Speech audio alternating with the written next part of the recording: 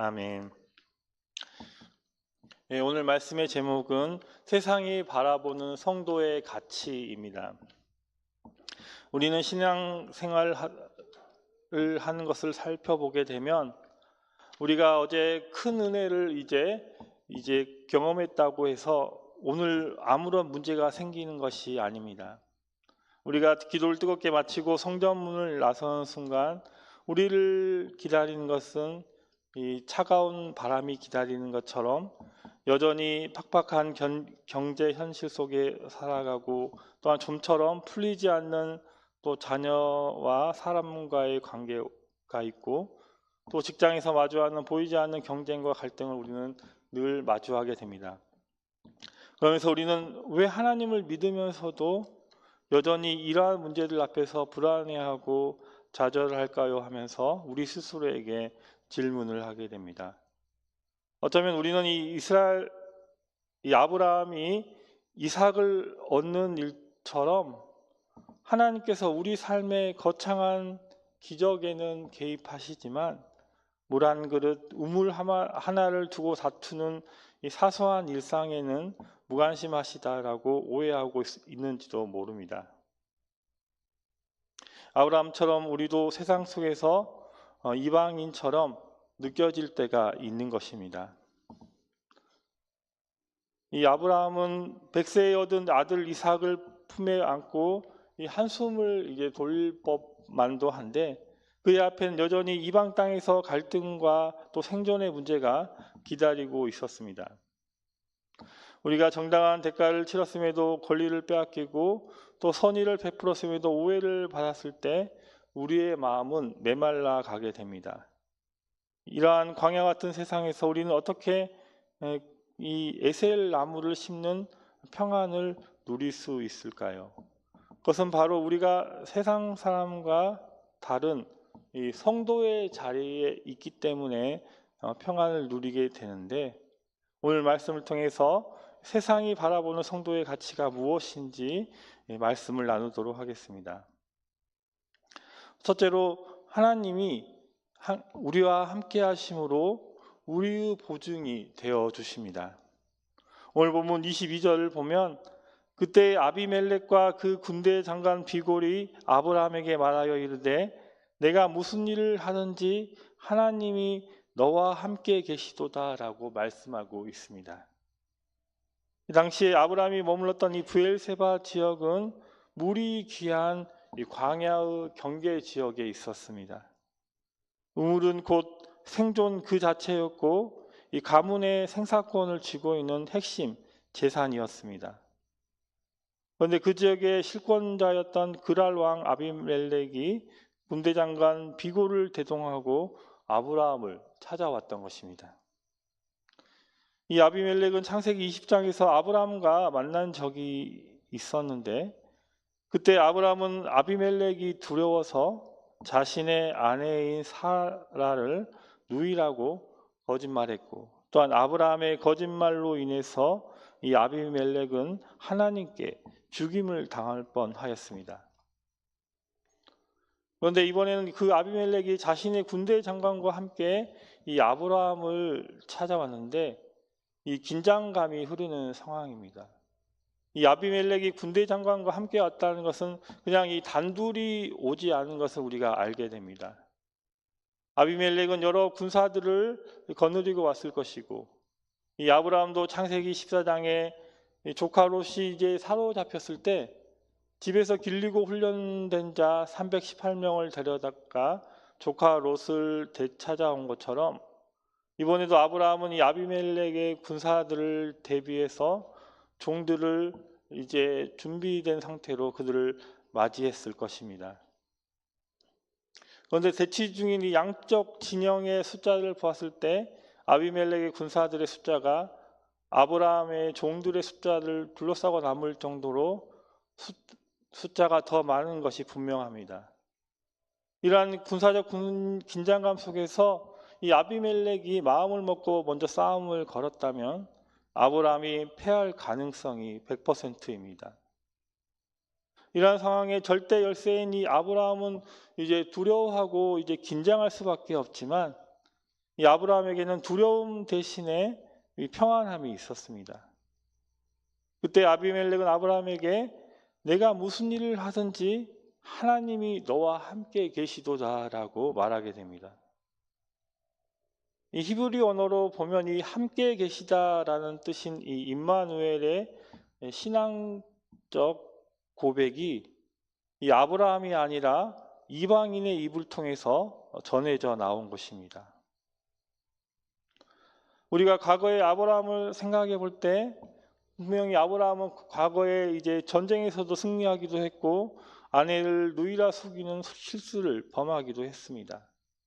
하지만 그 모든 우여곡절을 지켜본 이 아비멜렉의 눈에 보이는 것은 아브라함의 실력이나 허술함이 아니라 그 뒤에 계신 하나님의 함께하심이 더 크게 보였던 것입니다. 우리가 잘 알고 있는 열왕기하 6장의 이 선지자 엘리사를 잡기 위해서 이 도단성을 아람의 말과 병거와 많은 군대가 둘러쌌을 때 선지자 엘리야는 사환에게 이렇게 말하게 됩니다. 우리와 함께한 자가 그들과 함께한 자보다 많으니라 하고 이렇게 말했던 것처럼 아비멜렉은 아브라함과 함께하신 하나님이 더 크고 위대하심을 깨닫고 있었던 것입니다. 그래서 아비멜렉은 두려운 마음으로 이 자신의 군대가 자신을 지켜주기를 바라는 마음으로 이 군대를 이끌고 온 것인데 이 하나님의 함께하심이 바로 이 아브라함의 이 보호 근거가 되었고 보증이 된 것입니다. 바로 우리의 보증은 이 아브라함과 같습니다. 우리가 가진 명예나 재산이나 생명이 이 보증의 근거가 되는 것이 아니라 바로 임마누엘 하나님이 함께 하신다라는 그 사실이 우리의 보증이 된다는 사실을 믿으시기 바랍니다. 둘째로 성도는 오래 참고 인내하는 사람입니다. 오늘 본문 25절을 보면 이 아비멜렉의 종들이 아브라함의 우물을 빼앗은 일에 관하여 아브라함이 이 아비멜렉을 책망하매라고 말씀하고 있습니다. 아브라함은 아비멜렉과 화친 조약을 체결하기에 앞서 이 아비멜렉의 종들이 자신의 우물을 빼앗은 일에 대해서 책망하고 있습니다. 본문 26절을 보면 또한 아브라함은 이 아비멜렉의 종들이 빼앗은 일에 대해서 이 아비멜렉에게 항의하거나 보복하지 아니하였습니다. 이렇게 아브라함은 피해를 입고도 보복하지 않은 것은 아브라함이 이제 이 아비멜렉을 두려워했기 때문이 아니라 바로 아브라함이 온유함으로 아비멜렉의 종들의 잘못에 대해서 오래 참았기 때문입니다. 이처럼 우리는 자신에 대한 이웃의 잘못에 대해서 오래 참아야 합니다. 그것이 바로 죄인들을 즉각 보응하지 않으시고 또 회개하기까지 오래 참으시는 하나님을 믿는 성도의 합당한 태도인 것입니다. 성도는 결코 악을 악으로 갚아서는 안 되고 선으로 악을 이겨야 합니다. 그럴 때 우리에게 잘못하는 사람은 본문에 나오는 이 아비멜렉과 같이 스스로 뉘우치고 용서를 구할 것입니다.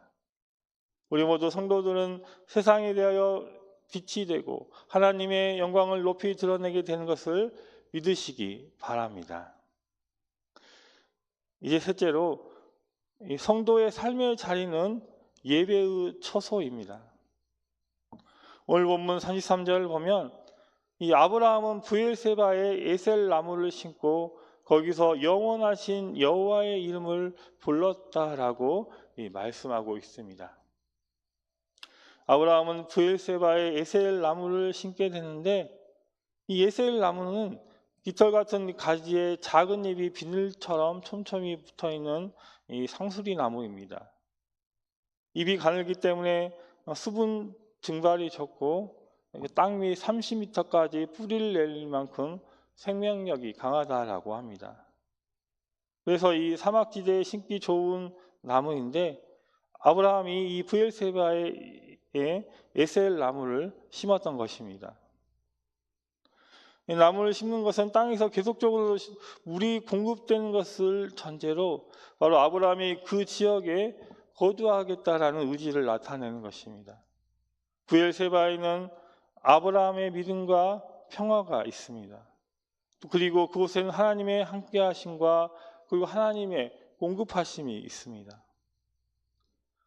그리고 그것이 아브라함이 하나님을 예배하는 곳이 되는 것입니다. 아브라함이 에셀 나무를 심고 영원하신 여호와의 이름을 불렀다라고 성경은 기록하고 있는데, 이것은 바로 아브라함이 하나님을 예배했다라는 것을 말하고 있습니다. 하나님께서는 계속 이제 물을 공급해 주시고 복을 주시고, 또 아브라함은 계속 하나님의 이름을 부를 것이며 하나님을 예배할 것입니다. 특별히 여기서 하나님에 대해서 영원하신 여호와라고 언급하고 있습니다.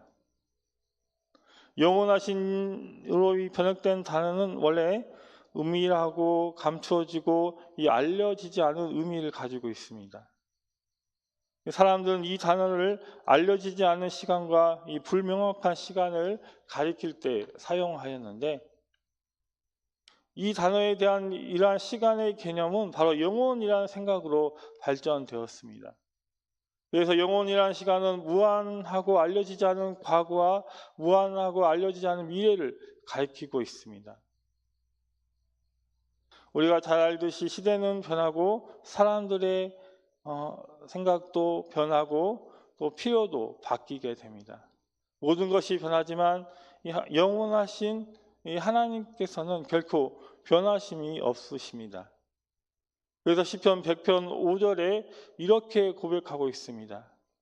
여호와는 선하시니 그의 인자하심이 영원하고 그의 성실하심이 대대에 이르리로다 말씀하고 있습니다. 아브라함은 이 자신과 함께 하신 하나님, 그리고 그 약속을 기억하시고 지키시는 하나님, 그 약속을 이루실 능력이 있으신 하나님, 그리고 그 신실하시고 영원하신 하나님을 예배한 것입니다. 이 아브라함 자신이 증명했던 여러 상황들과 또한 현실적인 어려움과 불가능해 보이는 문제들 속에서도 하나님은 변함이 없으셨습니다. 그리고 하나님은 그 말씀하신 모든 약속을 이루셨습니다. 그 모든 또한 것 위에 하나님은 함께 계셨습니다. 그래서 아브라함은 그 영원하신 이 하나님의 이름을 이제 높였던 것인데, 우리의 삶의 모든 자리에서 이 하나님을 부르며 또 하나님을 예배하시는 저와 여러분 되시기 바랍니다. 이제 말씀을 정리하면서 우리가 이렇게 삶의 자리를 예배의 자리로, 우리와 우리 교회를 통하여 세상에 지친 이들이 언제든지 찾아와 쉴 수 있는 거대한 에셀 나무 숲이 될 수가 있습니다. 우리가 서로의 실수를 비난하기보다 하나님의 함께하심을 격려하고, 또 사소한 이권 다툼보다 영원한 하나님의 나라의 가치를 더 소중히 여기는 이제 공동체가 될 때, 우리를 보면서 세상 사람들이 정말로 여러분을 보니 하나님이 살아계십니다라는 고백이 우리 모두에게 함께 하시기를 주님의 이름으로 축복합니다. 기도하시겠습니다. 사랑의 하나님, 아브라함에게 이삭을 주시는 기적도 주시고 아브라함의 일상의 일을 돌보시는 세밀한 손길을 깨닫게 하시니 감사합니다. 우리가 세상 속에서 억울한 일을 당하거나 조급해질 때 영원하신 하나님을 기억하게 하시고, 우리와 함께 살아가는 사람들에게 인내와 또 정직을 심게 도와주시옵소서. 우리의 일상이 하나님을 예배하는 자리가 되게 하시고, 그 자리에 에셀 나무를 심게 하시고 하나님의 이름을 부르는 은혜가 있게 하여 주시옵소서. 우리를 통하여 심겨진 에셀 나무들이 장성하여 많은 이들이 하나님께 돌아오고 편히 쉴 수 있는 그늘이 되는 은혜가 우리 모두에게 있게 하여 주시옵소서.